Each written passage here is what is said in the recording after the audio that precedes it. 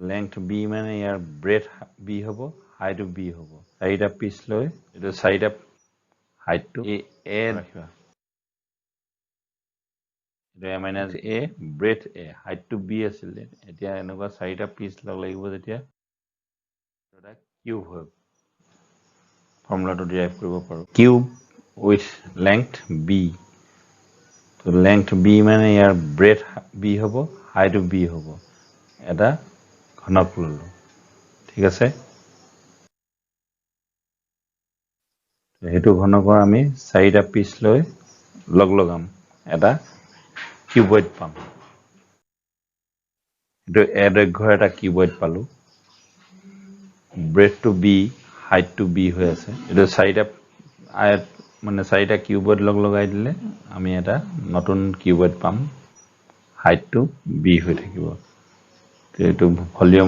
ভলিউমবোৰ আমি জানো length breadth height into কৰি দিলে হ'ব এই a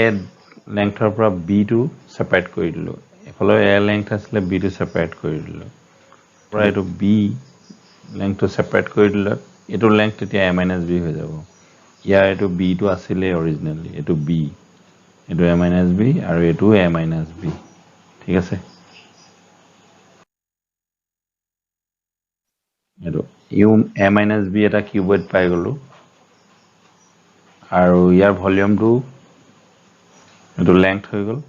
breadth a - b height to b গতিকে a - b whole square into b ইয়াৰ ভলিউম আৰু ইয়াৰ ভলিউমটো a - b b into b মানে a - b whole into b square এটো b কিউব ঠিক আছে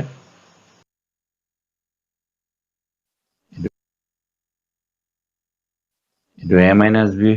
হোল স্কয়ার ইনটু b এনেকুৱা তিনটা পিচ পালো b টো হাইট আছিল হয় না মনত ৰাখিবা এটো a - b a - b a - b তিনিটা ডাইমেনশন পাই গলো তাৰমানে এটো এটা কিউব হৈ গল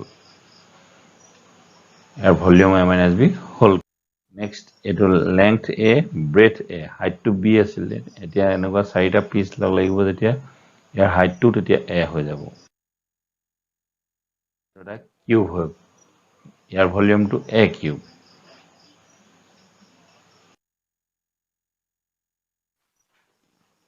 ইয়াত এতিয়া এটো কি আছে a - b length breadth height a - b whole cube এটো a - b whole square into b এনেকুৱা তিনি পিচ আছে এটো আকৌ b height b breadth a - b length এনেকুৱা তিনি পিচ এটো b cube ঠিক আছে এটো কম্বাইন কৰিছো এটো কম্বাইন কৰি দিলে এটো কি হ'ল a - b এটো b প্লাস হৈ গল মানে a - b এটো প্লাস হৈ গল b তাৰমানে লেংথটো a হৈ গল ইয়াৰ হাইটটো a হৈ যাব এতিয়া এটো b টো প্লাস হৈ গল a - b লগত b প্লাস হৈছে এটা কমপ্লিট হৈ গল এটো ইয়াৰ লেংথ ব্ৰেথ হাইট এটা সবৰে a আছে তো এটো লগত এটো তেতিয়া হলে ইকুয়াল হয় দুটা ভলিউম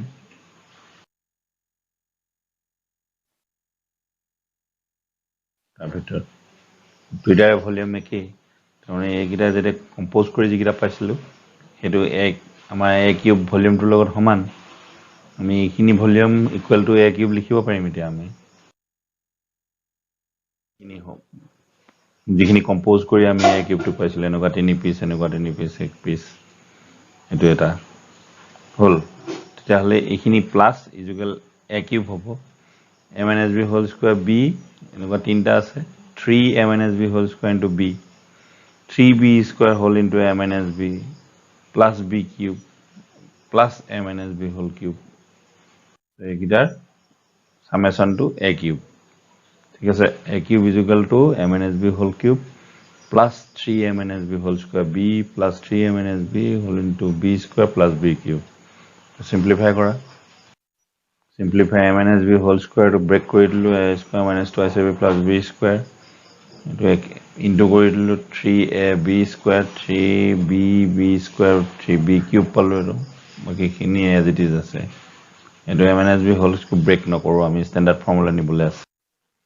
তাৰপিছত 3a স্কোয়াৰ এটো b লগত ইনটু কৰি দিলো 3a স্কোয়াৰ b পালো